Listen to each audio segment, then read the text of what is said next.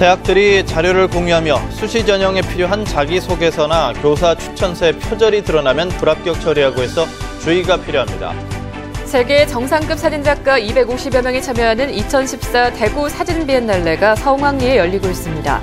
요즘 송이가 본격 출하되고 있는데요. 풍작이라고 합니다. 가격도 비싼 편이 아니어서 가을 진미를 맛보기가 쉬워졌습니다. 문경은 국내 유통 오미자의 절반이 생산되는 최대 주산지인데요. 성공적인 6차 농산업의 모델이 된 문경 오미자의 성공 신화 알아봅니다.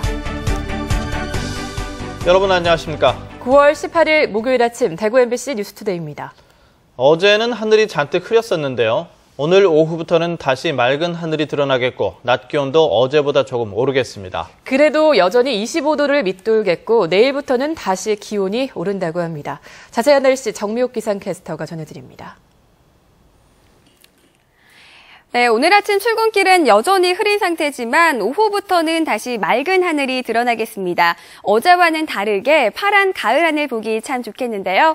현재 기온을 살펴보면 대구가 18.6도, 안동은 15.2도 가리키고 있고요. 낮 최고 기온은 대구가 26도, 안동은 24도로 어제보다 2에서 4도가량 기온이 오르긴 하겠지만 대부분 지역 25도를 밑돌며 한낮에도 선선한 곳이 많겠습니다.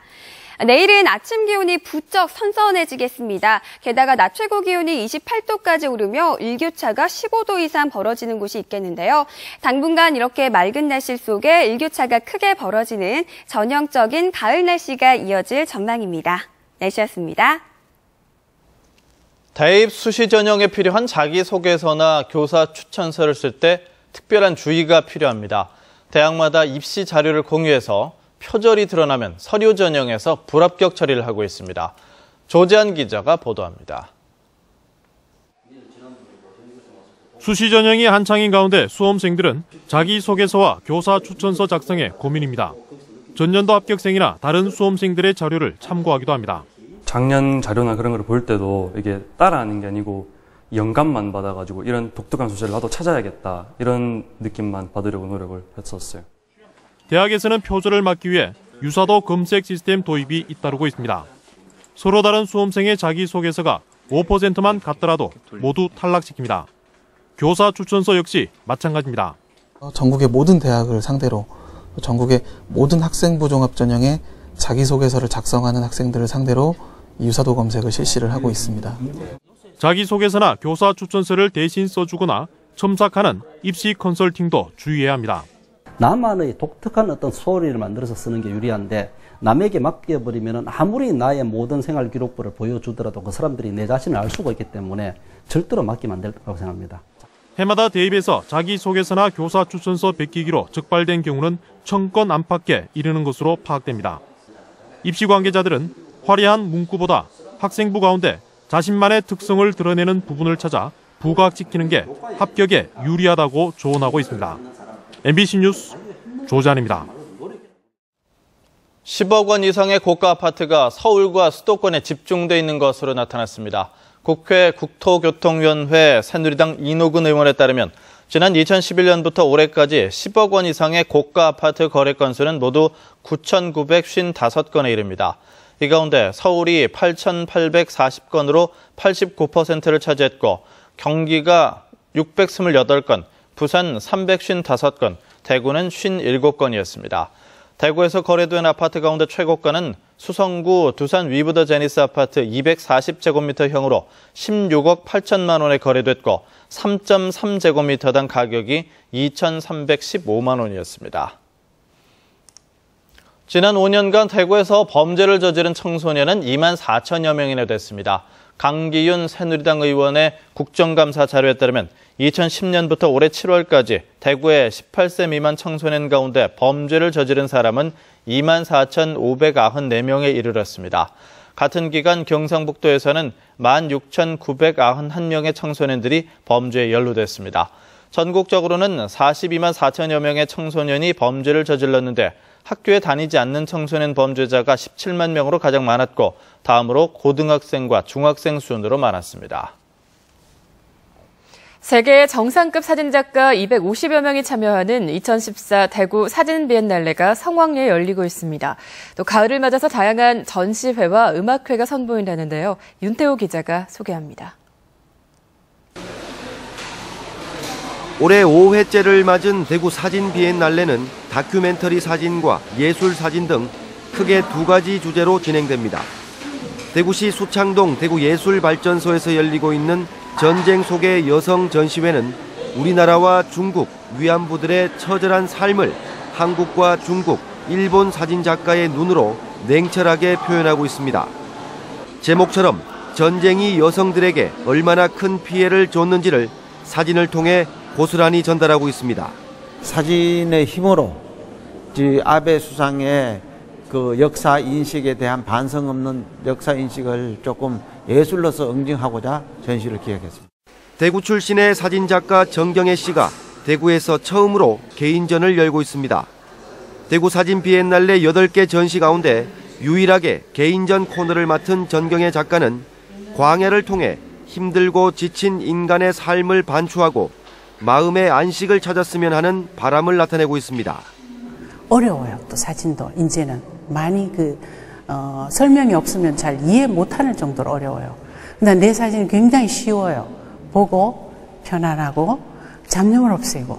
가야산의 여명, 화원동산의 풍년 등 지역의 풍경을 캔버스에 담고 있는 원로 작가 조규석 화백이 1970년대부터 90년대까지 자신의 대표작 30여 점과 최신작 50여 점을 선보이고 있습니다. 대구시민회관은 이달 26일 명지휘자 시리즈 1탄으로 독일 방송교향악단을 이끌고 있는 카렐 막시숑을 초청해 연주회를 갖고 수성 아트피아도 이달 22일 러시안 필하모닉 오케스트라 초청 공연을 합니다. MBC 뉴스 윤태호입니다. 대구 모바일 게임 센터가 오늘 대구 무역회관에 모바일 게임 업체의 해외 진출을 지원하는 테스트 센터를 엽니다. 글로벌 모바일 콘텐츠 테스트 센터는 국내 게임의 세계 시장 진출을 위한 현지 심의를 대행하고 현지화와 마케팅을 지원하는데 특히 중국 최대 민영기업 계열사와 협력하기로 하는 등 중국 진출을 적극 지원합니다. 지난해 2조 5천억 원을 기록한 중국 모바일 게임 시장의 매출 규모는 2017년에 11조 9천억 원으로 5배 성장할 것으로 전망되고 있습니다. 고액 기부자 모임인 아너소사이어티의 회원이 대구에서 33명으로 늘었습니다. 대구 사회복지공동모금회는 어제 전자부품 유통업체 이노닉스 대표이사 서의수 씨가 아너소사이어티 33번째 회원으로 가입했다고 밝혔습니다. 한편 대구 사회복지공동모금회는 아너소사이어티 회원이 전국적으로 570여 명이지만 대구는 33명에 불과해서 다른 시도에 비해서 적은 편이라며 많은 관심을 부탁했습니다. 요즘 송이가 본격 출하되고 있는데요. 풍작이라고 합니다. 가격도 비교적 싼 편이어서 가을 진미를 맛보기가 쉬워졌습니다. 한기민 기자가 보도합니다. 국내 송이의 30% 이상을 공급해온 경북 영덕군의 송이 공판장. 농민들이 이른 아침부터 채취해온 송이를 품질에 따라 선별하는 작업이 한창입니다. 할아버지 너무 좋습니다. 조사이 같으면 살맛 납니다. 올 송이 수매는 지난해보다 한 달가량 일찍 시작돼 하루 평균 2톤씩 이미 작년 전체 수매량을 넘어섰습니다. 가격도 좋고 우리 농민들은 참 이거라도 희망 걸고 참 송이 따위 기분 좋습니다. 올해 송이가 풍작을 이룬 건 까다로운 생육 조건이 맞아떨어졌기 때문입니다. 8월 말과 또 9월 초에 태풍과 잦은 비로 인해서 현재 온도와 습도가 적합하기 때문에 대풍인 것 같습니다. 공급이 늘면서 가격은 지난해보다 20-30% 떨어져 1등품 1kg에 평균 20만 원대에 거래되고 있습니다. 10월 말까지 송이가 난다고 예상을 합니다. 그러면은 영덕 송이가 아마 역대 최고의 기록을 깨지 않을까 이렇게 생각합니다. 올해는 송이 채취가 끝나는 다음 달 하순까지 비교적 저렴한 가격에 별미를 즐길 수 있을 것으로 기대됩니다. MBC 뉴스 한기민입니다. 행정기관의 행정행위에 대한 주민과 행정기관의 갈등을 해소하기 위한 시민배심원제가 대구와 경북에서는 처음으로 김천에서 운영됩니다. 김천 씨는 변호사와 교수, 기업인, 시민단체 등 다양한 분야의 전문가와 시민 122명으로 구성된 시민 배심원 위촉식을 갖고 2년 동안 시민법정 사무를 맡습니다. 김천 씨는 앞으로 행정기관과 시민들 간의 갈등을 해소하기 위해 만 19세 이상 시민 30명 이상의 심의를 신청할 경우 시민 배심법정을 열어서 행정에 적극 반영할 예정입니다. 구미시의회 예산결산특별위원회는 구미시가 올해 추가 경정 예산안에 요청한 무선 충전 전기버스 구입비 14억 원 가운데 절반을 삭감하고 7억 원을 통과시켰습니다. 구미시의회는 무선 충전 전기버스 초기 투자 비용 과다 등의 논란으로 예산 통과에 소극적이었으나 국비 지원 확대에 시가 적극적으로 나설 것을 요구하면서 이번 추경에서 2대분만 예산을 통과시키고 나머지 2대분은 내년 본 예산에서 다시 심의하기로 했습니다. 구미시는 현재 1개 노선에 2대가 운행 중인 무선 충전 전기버스를 내년 상반기까지 넉 대 더 구입해 2개 노선에 추가로 투입할 계획입니다. 무선 충전 전기버스는 한 대당 6억 5천만 원으로 국비와 도비, 버스 회사 부담금 3억 원을 뺀 3억 5천만 원을 구미시가 지원합니다. 오미자 하면 떠오르는 지역, 바로 문경이죠. 국내에 유통되는 오미자의 절반 정도가 생산되는 최대 주산지가 바로 문경입니다. 10여 년 만에 우리나라에서 가장 성공적인 6차 농산업의 모델이 된 문경 오미자의 성공 신화를 이정희 기자가 분석해봤습니다. 탄광도시로 이름을 날렸던 문경은 지난 94년 마지막 광산 은성 탄광이 폐광되면서 새로운 대체 산업이 필요했습니다. 당시 문경이 주목한 것은 바로 오미자였습니다. 노인들에게 어떻게 그 소득을 좀 보장을 하고 그 한개 농지를 사용할 수 있도록 할 수 있느냐. 처음에 600평을 산에 있는 걸 캐다가 심겨냈죠. 문경시는 빠른 속도로 오미자 재배 면적을 늘려갔습니다. 오미자 연구소를 세워 품종과 재배법을 연구했고 오미자 대학을 통해 농가의 기술을 교육했습니다. 동시에 한약재로만 쓰였던 오미자를 가공식품으로 개발하기 시작했습니다. 가공지원센터를 설립해 100개에 달하는 오미자 제품을 상품화했습니다. 가공 제품으로서는 거의 다 만들 수 있습니다. 시장 반응은 진짜 좋습니다. 향토 음식학교에서는 각종 오미자 요리를 시민들에게 보급했습니다. 다양한 음식을 개발을 하고 그 레시피를 보급을 하고 해야지만이 소비자들은 더 많이 드시게 되고 그럼 우리 농가들은 생산에 또 전념할 수가 있습니다. 그 결과 19년 만에 재배 면적은 1000헥타, 생산량은 5000톤, 소득은 연간 1,100억 원대로 급성장했습니다.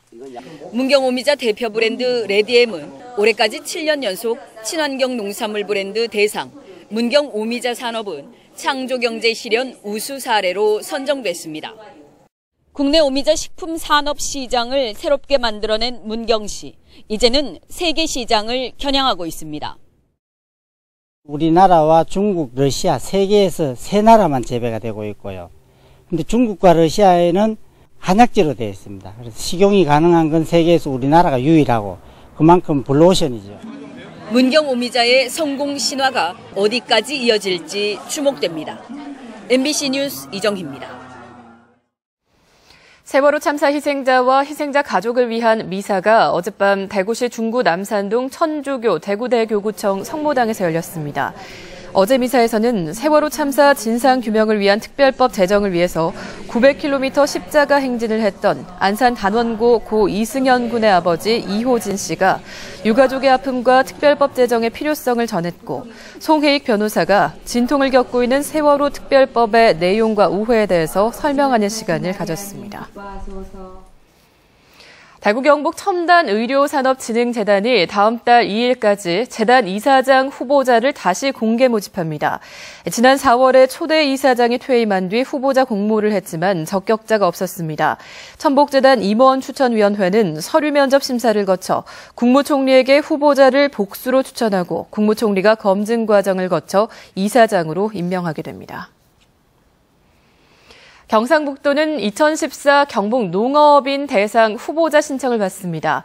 신청 부문은 식량생산부문, 친환경농업부문, 과수화훼부문, 수산부문과 여성농업인 부문 등 10개 부문으로 이달 26일까지 시군 농정부서나 농업기술센터를 통해서 신청할 수 있습니다. 지원 자격은 경북 지역에 농수산업 경영사업장이 있고 해당 부문 업종에 3년 이상 종사한 자로 수상자는 다음 달 중순에 발표될 예정입니다. 경북 도립대학교는 취업률 향상을 위해서 내년 학기부터 학과를 통합 신설하고 교육과정을 전면 개편할 계획입니다. 피부미용과와 방송연예 코디과를 통합해서 보건미용 분야에 특화된 보건미용과를 신설하고 IT 특약계열은 IT특약과와 군사학과로 개편하며 토목과를 공간시스템과로 명칭을 변경합니다. 기존의 교육과정도 국가 직무능력의 표준에 맞춰서 현장 직무능력 중심으로 교육과정을 전면 개편해 일중심 학습으로 전환할 계획입니다.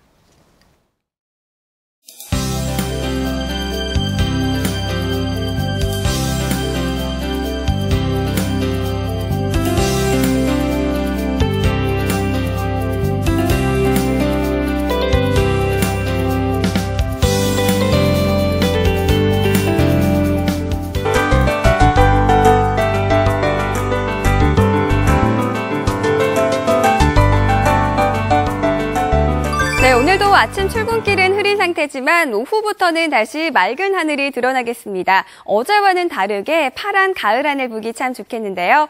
현재 기온을 살펴보면 대구가 18.6도, 안동은 15.2도 가리키고 있고 낮 최고 기온은 대구 26도, 안동 24도로 어제보다 2에서 4도가량 기온이 오르긴 하겠지만 대부분 지역 25도를 밑돌며 한낮에도 선선한 곳이 많겠습니다. 네, 아직까지 우리 지역 흐린 하늘을 보이고 있지만 중국 북동쪽에 위치한 고기압의 가장자리에 들면서 오후부터는 점차 맑아지겠습니다. 대구는 현재 19도로 어제보다 3도가량 낮은 상태입니다. 한낮에는 26도가 되겠고요. 상주와 김천도 선선하게 출발하고 있는 가운데 낮 최고 기온은 25도까지 오르겠습니다.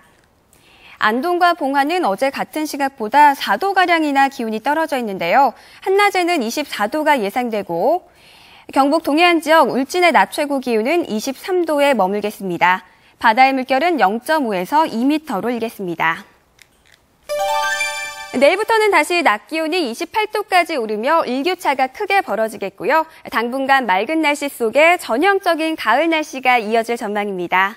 날씨였습니다.